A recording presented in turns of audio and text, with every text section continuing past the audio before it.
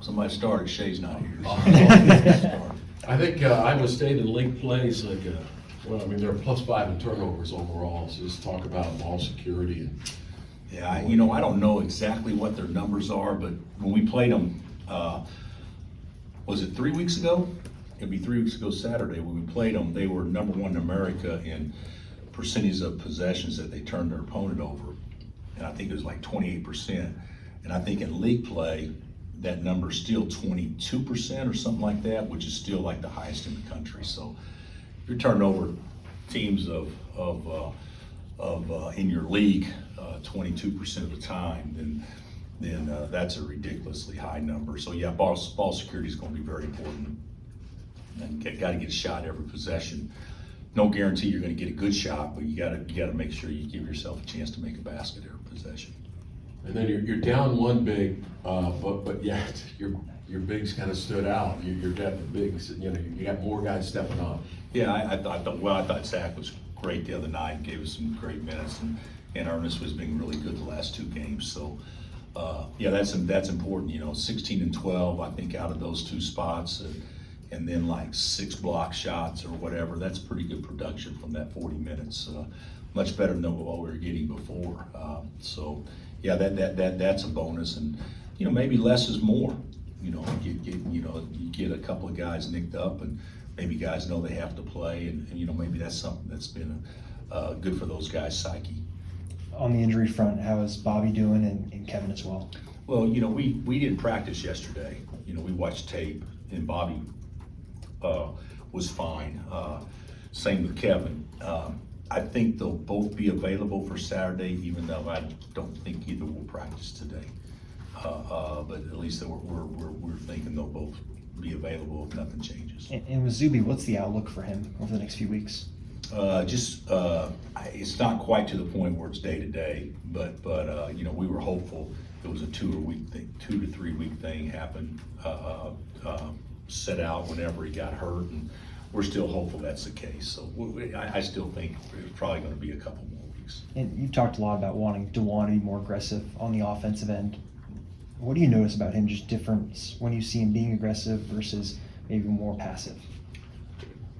Well, the thing about it is they're guarding him different, so he's not getting as many paint touches now as what he did before, because that's our best offense, is him touching the paint off the bounce. But I do think that,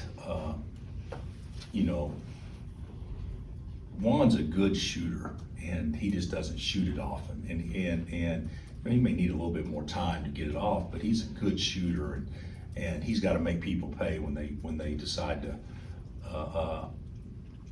play off of him. I personally love the thought of people saying, let's make Harris beat us.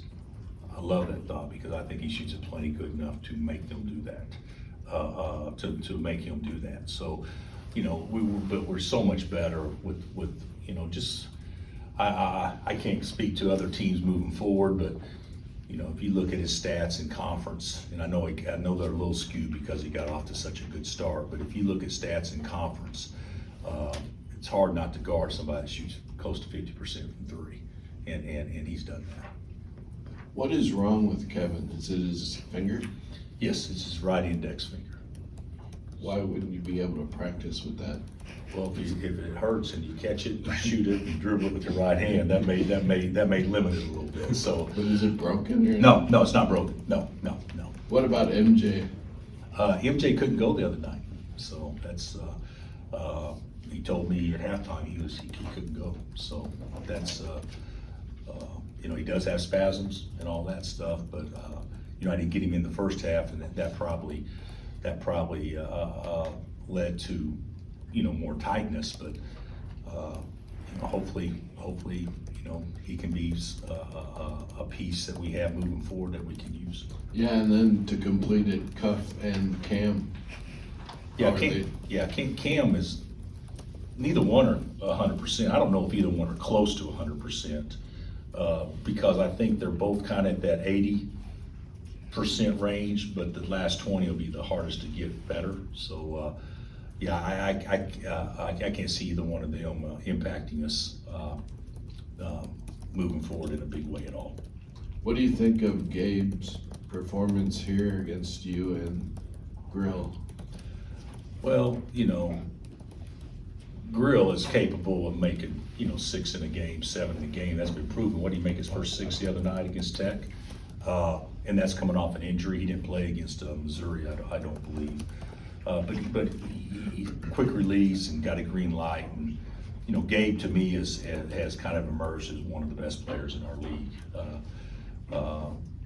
He's a real guard. I mean, he can get his own shot. He can shoot off the catch. He's got size. He can guard multiple positions. He's the best charge taker in our league. There's a lot of things that he does well. He's a winner.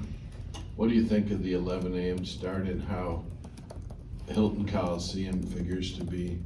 I'm sure that it'll be dead and everybody will still be asleep because of the 11 a.m. I mean, how start. wild it'll be there. No, it'll be great. It'll be a great atmosphere. It'll be great. It always is there. But it'll be a good atmosphere. One of the best places to play in our league, without doubt. And even though it's an early start, the team that wakes up first probably have the best chance to have some success at least early. But I anticipate it being a juiced atmosphere. You said a while ago, I think maybe a few weeks back, that Zach wasn't really playing to his strengths as much, and because of what you're asking him to do. Well, has he accepted that better, grown into that more? Is he changing? Yeah, I think so. No matter who you play for or what system you play in, aggressiveness is still a requirement. Going after balls relentlessly is still a requirement. Those type of things. Screening hard is still a requirement. And to me, all our bigs weren't doing those things as effectively as what they were capable of doing. And it could be for multiple reasons, scared you're gonna set a moving screen. It could be a lot of different reasons. But I think that Zach is of the mindset, but more so now, especially in the last, I'd say 5 or 6 games, that even though he hadn't played in some games in that stretch, but practice is saying this is what is best for us and in turn best for me.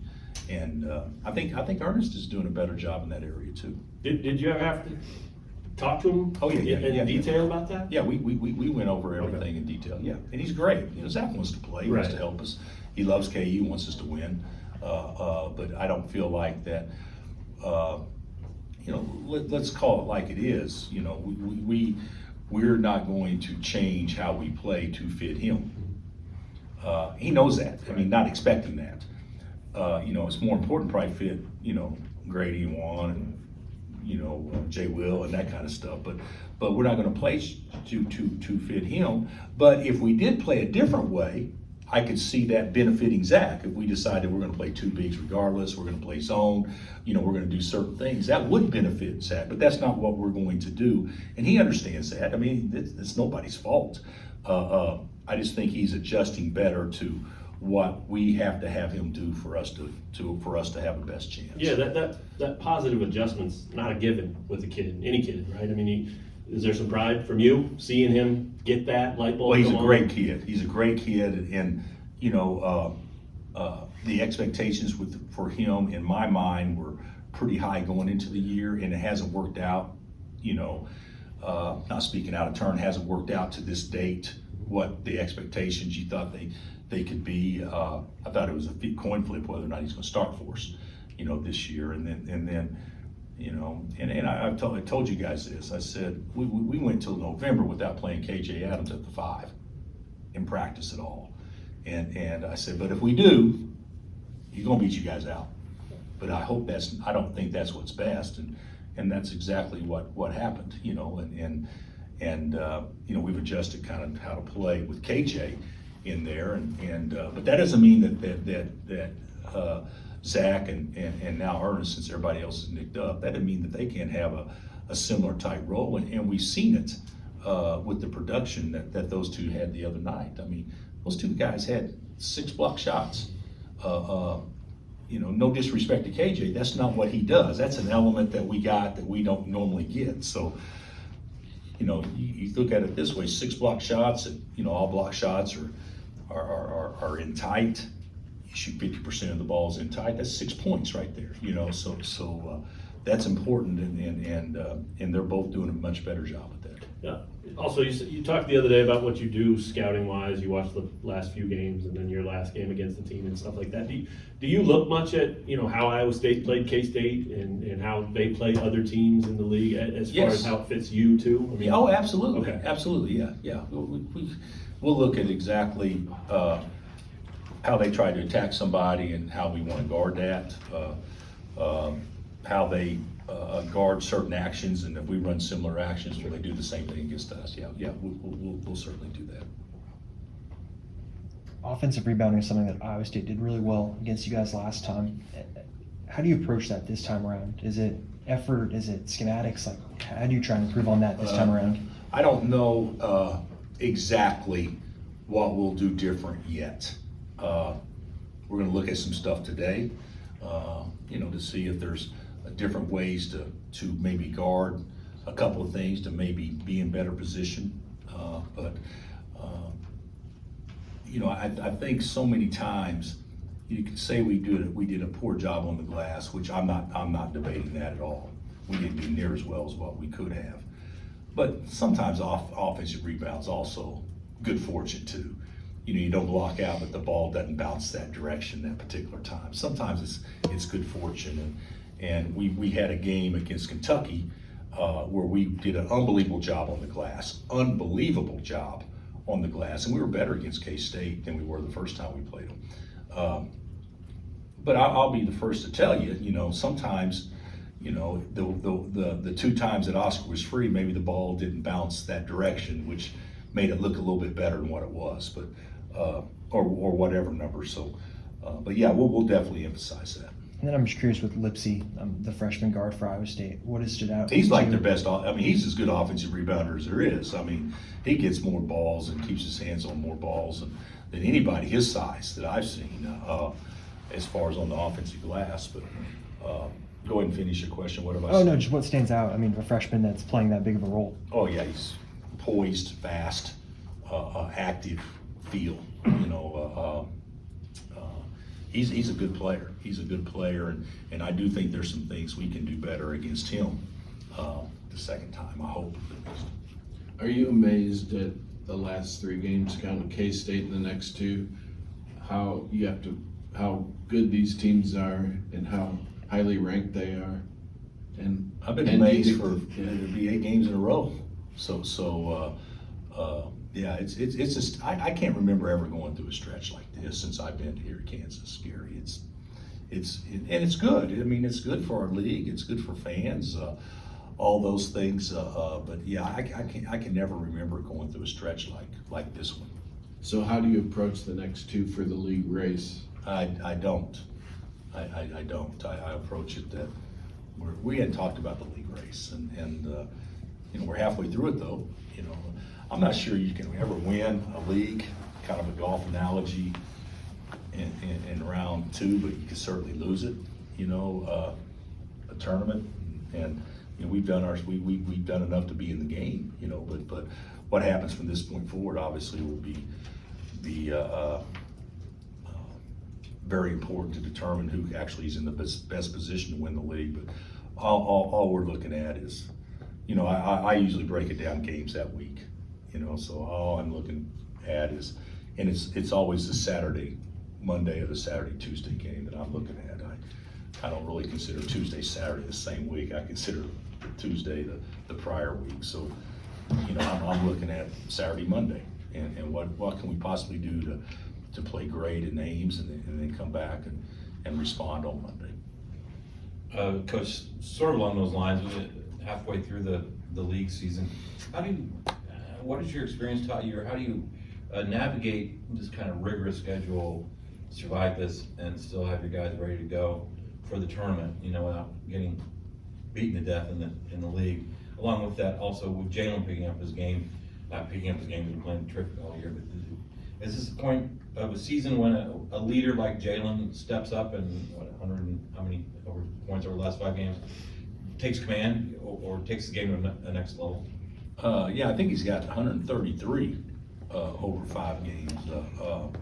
So when you say, this is a point where he takes his game to the next level, his game's been on the next level. So we just want him to keep doing what he's been doing. You know, we're thrilled to how he's been competing and playing and everything. But I think when you have a best player, you certainly look to that best player to lead you, and he's been doing it all year long, and certainly continue that to be the case. But I don't think you go into it thinking he's got to get 30 for us to win. I never looked at it that way. He just needs to play well, and playing well is a lot more than scoring points. So, and the first part I think was the rigors of the league taking your toll for postseason. That's very well possible for everybody in our league. I don't know any coach or athletic director or fan base would say, okay, let's sacrifice a league to make sure that we're more rested for the tournament. Well, now you're going to be an 11 seed instead of a 4 seed or a 3 seed too. So the best thing you can do is play your best with what's in front of you. With, you know, as long as you're not putting guys at risk with injuries and things like that. So I'm not looking at it at all like we need to rest guys or anything like. No, we need to win today. That's how I look at it. Bill, is there any sort of procedure with MJ that you guys are holding off on until the end of the season? Not to my knowledge, no. Not to my knowledge, no. So it's just time with him. Yes. I don't know if time actually affects spasms, but I don't know exactly the thing. He gets treatment every day, but you know, I don't know if that's something that can get better with rest. I would assume it probably can, but you know, obviously we're not going to rest him now, at least in practice. You've mentioned coaches in this league talking to each other about how tough it is, what a monster it is. I wonder, have you heard from outside the league, coaches? I haven't heard. Attention? You know what? The only time I talk to coaches in our league right now is, "How you doing? Hey, good to see you. You guys are playing well and good game." I mean, that's really the only time I talk to coaches in the league right now. You know, we don't BS. I mean, there may be some that do. I don't. So most of the things that I hear are from people outside the league. That's what I was asking. Watching Yeah, the league. yeah, Oh yeah, coaches yeah. outside our Right. league? Absolutely. Yeah. Absolutely. Guys, I just think, God dang, it's a, you know, fight every night. Right. And so, yeah, I've actually, the coaches in the league, I mean, we all think it and we all know it. Well, I don't think we really BS about it or talk about it much. But coaches outside the league that watch us or TV personalities or officials, they all know how good the league is because they have a chance to watch leagues all across America, and they're just not focused on this one. Sometimes we may lose sight of how good our league is because this is all we know. People that have a plethora of knowledge based on watching other leagues, I think they probably can be as good a judge on how good our league is as anyone. When you played, was Hilton as crazed as it is now? And do you have fond memories of Johnny? Well, I actually love Johnny Orr. You know, he was a friend. I mean, I've driven him around in the car, and his daughter lived in Champaign, and you know, I knew him pretty well, and I loved his staff, Hallahan and Wesley and those guys. But I think it's better now. I think it's better. You know, it wasn't as good back when I played, because back when I played, we weren't in the top 10 in the country going in there, you know, so, and they were good because they had, you know, obviously Jeff Grayer was there, Hornacek was there, Barry Stevens was there, so they had great players, but it wasn't, to me, the same interest level that what it appears now. You know, it's because it's terrific now. And TJ, you know, of course I've said it 100 times, you know, the job he and his staff's done, it's just been incredible. Anything else? Thanks, Coach.